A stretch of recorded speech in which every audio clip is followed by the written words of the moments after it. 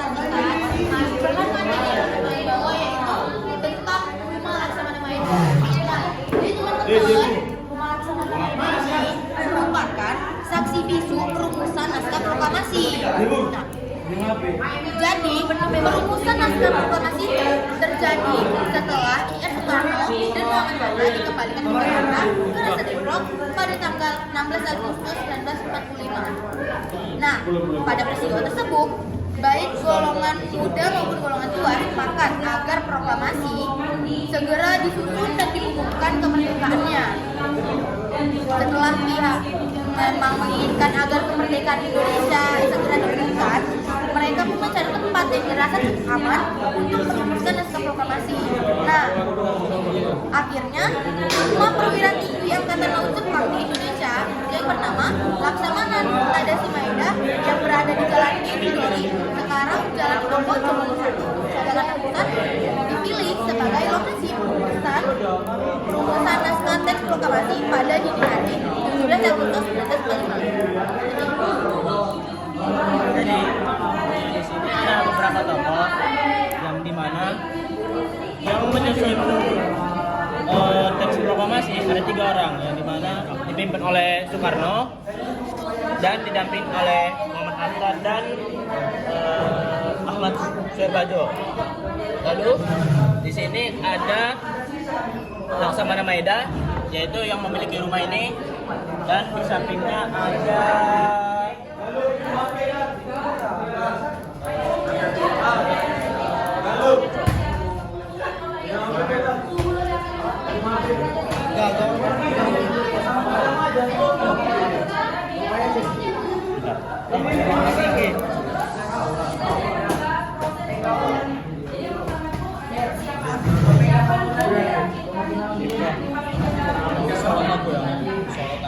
dan ada BM dia. Baru di sana yang mengetik ada Sayuri Melik dan yang mengetik Soekarno dan didampingi oleh Larat ini Sayuri Melik, dan yang di sana Soekarni dan BM dia.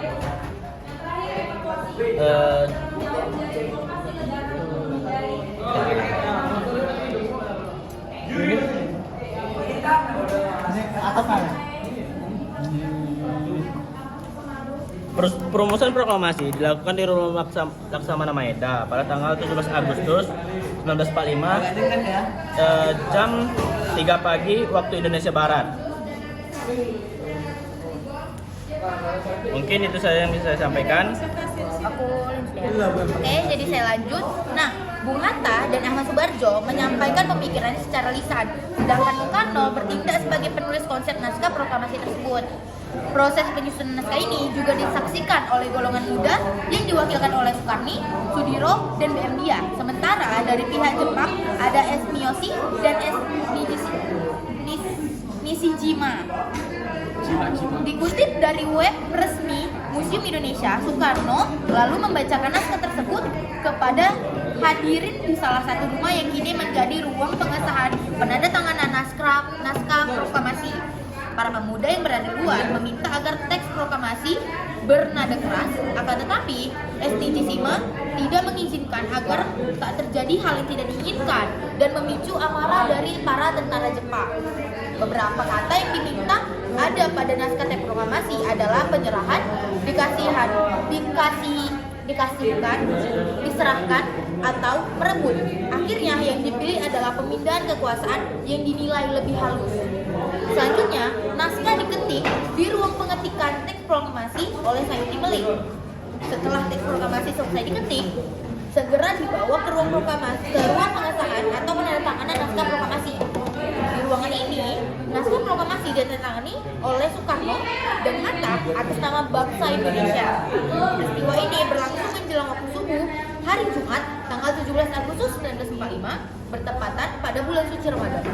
Setelah naskah proklamasi ditandatangani, tim perumusan membicarakan mengenai tempat pembacaan naskah proklamasi. Dan atas pertimbangan keamanan, maka Soekarno mengumumkan bahwa pembacaan naskah proklamasi diadakan di halaman depan rumah kediamannya, Jalan Penggagasan, Timur, nomor 56, pukul 10 pagi. Lokasi tersebut kini diabadikan sebagai Taman Proklamasi. Nah, teman-teman, jadi inilah sekian dari presentasi tentang media yang kami bawa, yaitu Rumah Sabana Maeda. Apa ada yang ingin ditanyakan? Jika ada yang ingin ditanyakan, bisa diajukan kepada kami dan akan kami jawab. Ada yang ingin ditanyakan?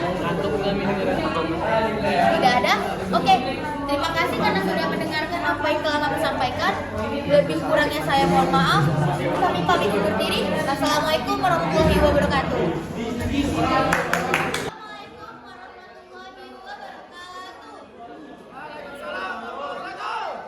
Halo semuanya. Jadi di sini kami dari Kelompok ingin membawa media yang menyampaikan materi yang akan kami sampaikan. Nah, pada kali ini kami akan membahas sebuah materi tentang Laksamana Maeda. Nah, jadi teman-teman pada tahu nggak sih kalau Laksamana Maeda ini itu adalah sebagai saksi bisu perumusan naskah proklamasi. Jadi perumusan naskah proklamasi itu terjadi setelah I.R. Soekarno dan Muhammad Hatta dikembalikan ke Jakarta dari Semarang pada tanggal 16 Agustus 1945.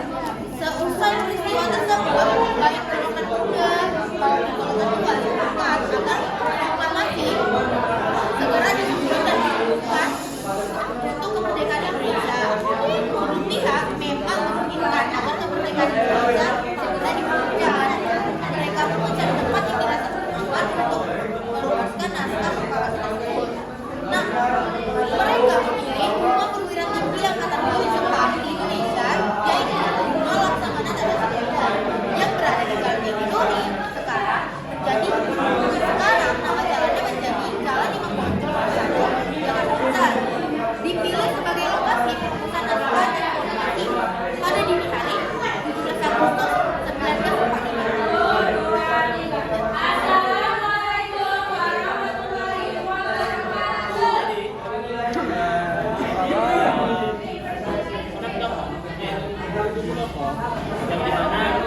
yang merumuskan proklamasi ada 3 orang yang dipimpin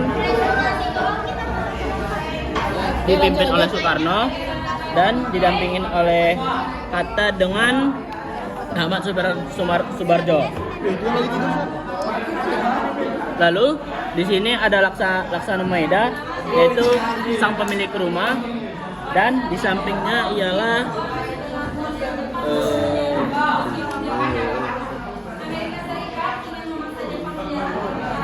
siapa nih? Oh, lanjut yang di belakang di mesin ketik ada Soyuti Melik yang didampingin oleh BM dia atau Burhanuddin Muhammad dia. Lalu cara pembuatan rumah ini kami membutuhkan beberapa kardus, dan kardus ini kami lapisin karton putih biar kelihatan rumahnya putih. Lalu kami membuat 4 jendela yang dimana kerangka jendelanya ini kami buat dari stik es yang kami cat pakai spidol. Lanjut kami membuat rumahnya 2 tingkat karena rumah aslinya juga 2 tingkat.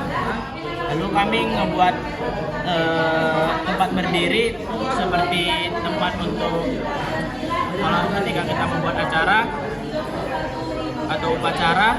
Lalu itu meja ya? Kursi. Soekarno. Ya.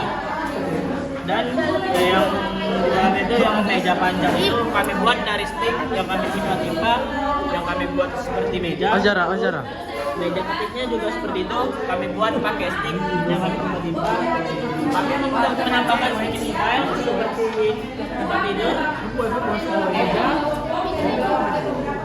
meja dan yang lemari. Di situ juga kami membuat tangga menggunakan stick. Yang hasil presentasi 87 enggak? Lalu maksimal 87. jalan putaran mobilnya ini kami buat pakai kertas yang kami buat garis-garisnya menggunakan spidol hitam. Mungkin sekian yang bisa saya sampaikan. Oke. Ini. Jadi di sini akan menjelaskan lebih lanjut lagi tentang yang saya sampaikan tadi. Nah, Tunas pada tahu nggak sih kenapa sih mereka memilih Rumah Laksamana Maeda sebagai tempat perumusan naskah proklamasi? Nah, jadi jatuhnya pilihan mereka kepada Rumah Laksamana Maeda karena rumah tersebut punya hak imunitas terhadap Angkatan Darat Jepang, sehingga kedua pimpinan itu tetap aman. Nah, di ruang makan Laksamana Maeda dirumuskanlah naskah proklamasi kemerdekaan yang merupakan pemikiran dari 3 tokoh. Nah, di sini tuh ada tuh. Yang pertama Soekarno, yang kedua Muhammad Hatta, dan ketiga Ahmad Subarjo. Bung Hatta dan Ahmad Subarjo menyampaikan pemikiran secara lisan, sedangkan Soekarno bertindak sebagai penulis konsep naskah proklamasi tersebut. Proses penyusunan naskah ini juga disaksikan oleh golongan muda yang diwakili oleh Soekarno, Sudiro, dan Berdia. Sedangkan dari pihak Jepang ada S. Miyoshi dan Nishijima. Dikutip dari situs web resmi Indonesia, Soekarno lalu membacakan naskah tersebut kepada hadirin di salah satu ruangan yang kini menjadi ruang pengesahan penandatanganan naskah proklamasi. Nah, para pemuda yang berada di luar meminta teks proklamasi bernada keras, akan tetapi orang itu Nishijima tidak mengizinkan agar tidak terjadi hal-hal yang tidak diinginkan dan memicu amarah dari tentara-tentara Jepang. Beberapa kata yang diminta ada pada naskah proklamasi adalah yang pertama, ada penyerahan, kedua dikasihkan, ketiga diserahkan, atau merebut. Nah, kata-kata tersebut akhirnya diganti dan dipilih menjadi kata pemindahan kekuasaan yang dinilai lebih halus daripada sebelumnya. Selanjutnya, naskah diketik di ruangan pengetikan dan proklamasi oleh Sayuti. Setelah proklamasi selesai diketik, segera dibawa ke ruang pengesahan atau penandatanganan di ruangan ini. Naskah proklamasi ditandatangani oleh I.R. Soekarno dan Muhammad Hatta atas nama bangsa Indonesia. Peristiwa ini berlangsung menjelang waktu subuh hari Jumat tanggal 17 Agustus 1945 bertepatan pada bulan suci Ramadan. Setelah naskah proklamasi ditandatangani, tim perumusan membicarakan mengenai tempat pembacaan naskah proklamasi. Dan atas pertimbangan keamanan dan beberapa pertimbangan lainnya, maka Soekarno memutuskan untuk membaca proklamasi diadakan di halaman depan di rumah kediamannya, Jalan Penggagasan Timur nomor 56, pukul 10 waktu Indonesia Barat. Lokasi tersebut kini diabadikan menjadi Taman Proklamasi. Nah, jadi itu adalah presentasi atau materi yang akan kami bawa, yang telah kami bawakan tentang Rumah Laksamana Maeda. Apakah teman sekalian ada pertanyaan? Orang ini kelompok kau? Jangan. Enggak. Apa ada pertanyaan lagi? Ada? Ada. Ada? Oke, cukup. Ini apa? Ini tempat pembacaan kayak panggung gitu. Pembina upacara. Rumahnya Baca gitu. Iya deh. Ada yang di bawah. Iya sih. Maaf ya, agak sedikit kayak landas pesawat. Jadi, apa ada yang ingin ditanyakan lagi? Jika ada yang ingin ditanyakan, akan segera kami jawab. Tidak ada? Oke. Maka sekian. Jelasin cara buatnya. Oh iya. Udah tadi kan? Udah tidak menyimak. Oh ya, maaf ya. Oke, sekian materi yang kami sampaikan tentang Rumah Laksamana Maeda. Jika ada kurang dalam perkataan kami atau ada kata-kata yang menyinggung para hadirin sekalian, saya mohon maaf. Mau nanya, saya ada yang menanya apa? Iya, sebenarnya kurang lampu dia agak gelap-gelap gitu dia sebenarnya. Kurang cincin dia. Itu materi ya lah. Sebenarnya ini bukan untuk indoor, outdoor sebenarnya. Jangan itu dong. Ini kan kenapa dibuat konsepnya terbuka seperti ini? Karena biar menjelaskannya enak dan tahu ini manusianya siapa-siapa Sama aja. adanya kenapa kami rem supaya nggak terlalu berat untuk menampung atas bawah. Jadi kami dari kelompok 1 pamit undur diri apabila ada salah kata atau kata-kata yang menyinggung para hadirin sekalian. Ini konsepnya emang nggak ada pintar bosan. Kenapa? Oke, jadi ini klarifikasi dan sedikit penjelasan kenapa rumah kami tidak ada pintu. Sudah seperti yang jelaskan sebelumnya kalau kenapa UITK dibuat pintu, karena kalau buat pintu ini nggak kelihatan manusia-manusianya kan bisa dibuka gini, susah, tapi nggak ribet. Jadi dibuat konsep transparan, nggak ada pintu. Jadi biar bisa dilihat kayak ini toko-toko yang menuliskan naskah proklamasi di sini nggak tahu ini ya. Oke, makasih. Jadi sekian presentasi yang telah kami sampaikan. Kami kelompok 1, mohon maaf jika ada salah kata atau kata-kata yang menyinggung para adik sekalian. Semoga apa yang telah kami jelaskan dapat dipahami oleh para adik sekalian. Kami dari kelompok 1 kami sendiri. Assalamualaikum. Gak ada, biasa aja. Itu koki. Ada presentasi ke kelompok 3 ya? Iya.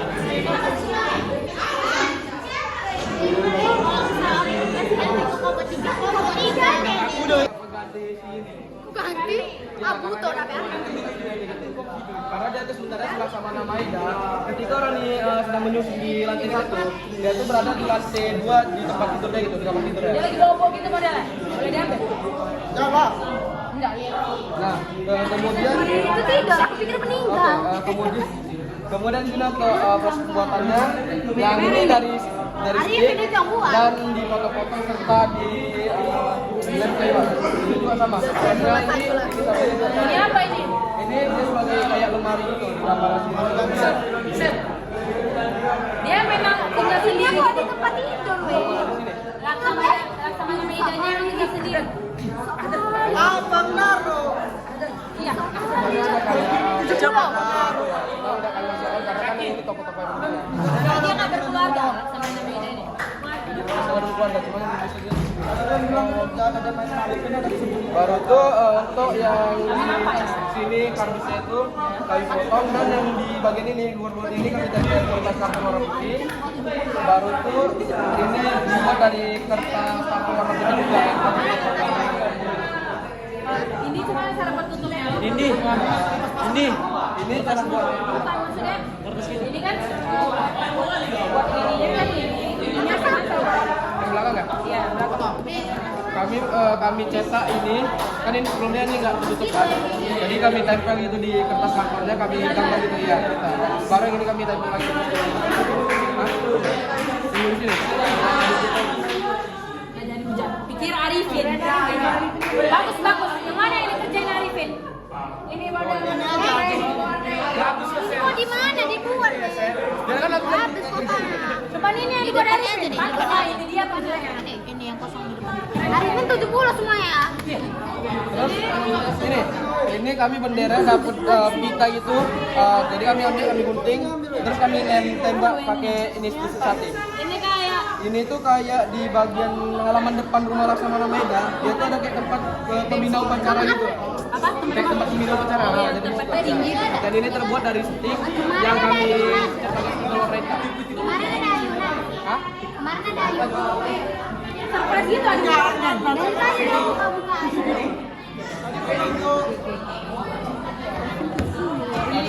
Kepala ada penggal nih. Ya udah mati, udah siap. Oke, kalau gitu sekian presentasi dari kami. Oke, jadi maaf ya. Jadi ada sedikit tambahan di penjelasan dalam. Nah, Apa-apa, asal nggak ada Arifin aja yang presentasi kan nggak apa-apa. ada kalau ada Karena itu 70 kan langsung. Jadi seperti yang sudah saya jelaskan sebelum tadi Philip jelaskan, Ahmad Subarjo diketahui aktif di organisasi Jogja. Nah, pada masa pergerakan, ia menjadi wakil Indonesia bersama Muhammad Hatta dalam Liga menentang imperialisme dan penindasan penjajah. Pertama di Brussel dan Jerman. Ketika kembali ke Indonesia, Subarjo aktif menjadi anggota Badan Penyelidikan Usaha Persiapan Kemerdekaan Indonesia atau yang lebih dikenal dengan PPKI, dan kemudian Panitia Persiapan Kemerdekaan Indonesia atau lebih dikenal dengan PPKI. Nah, Laksamana Maeda sudah kenal dengan pelajar Indonesia saat menjadi atasnya di Den Haag dan Berlin pada 1930. Dari sinilah sekali di atas terjalin antara Ahmad Subarjo dan Muhammad Hatta. Setelah menjadi atasnya di Den Haag dan Berlin, Maeda pindah tugas nih ke Indonesia sebagai kepala umum Taiwan atau Angkatan Laut Jepang. Saat itu, ia mempekerjakan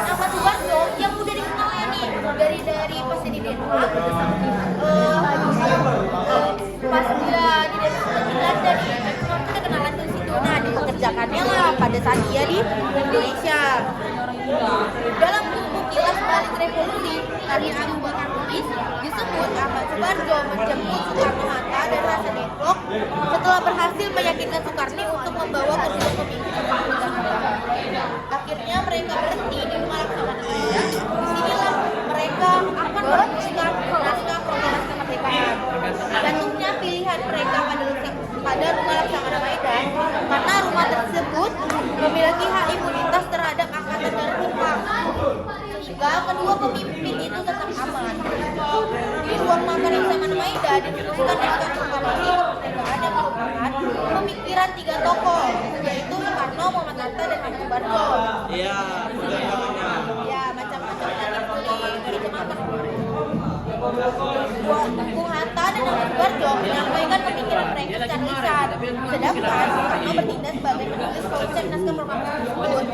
Proses penyusunan naskah ini juga disaksikan oleh golongan muda yang diwakili oleh Kawasaki, Biro, dan BM Dia.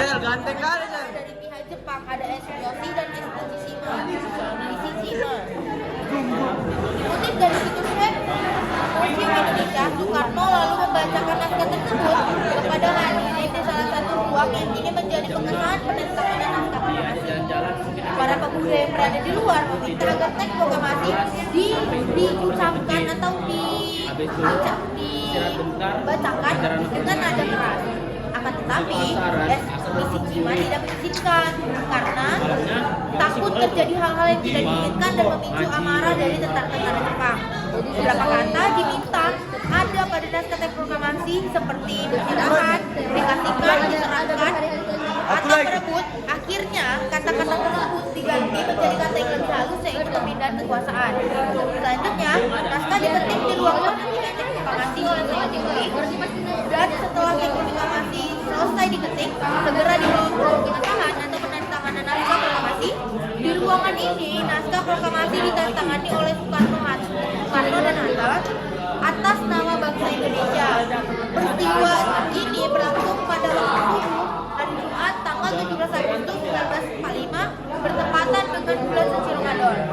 Setelah naskah proklamasi ditandatangani, tim perumusan membicarakan mengenai tempat pembacaan naskah proklamasi. Atas pertimbangan-pertimbangan yang sudah didiskusikan, maka Soekarno mengumumkan bahwa pembacaan naskah teks proklamasi akan diadakan di halaman kediamannya di Jalan Pegagasan Timur nomor 56 pukul 10 waktu Indonesia Barat. Lokasi tersebut kini diabadikan menjadi taman proklamasi. Pelaksanaan Laksamana Maeda menjadi rumah dan menjadi pusat proklamasi. Nah, jadi itulah yang sudah kami sampaikan tentang materi yang kami bawa, yaitu materi tentang rumah Laksamana Maeda. Apa teman-teman ada yang ditanyakan? Masuk? Oke lah, masuk semua ya.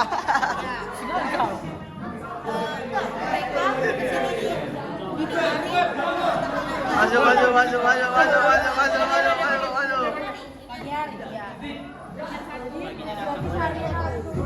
Iya, sehari nanti buat sini berbincang, menuliskan ide-ide yang sudah mereka pikirkan, dan ketika mau di harinya kalau nggak salah mereka ada kayak beberapa yang diganti kata-katanya menurut mereka kasar dan diganti sebelum akhirnya dibacakan kepada para korban dan para korban dua yang yang diwakilkan. Apa ada yang ditanyakan lagi? Nggak ada kan? Spill satu-satu mukanya lah. Ipka!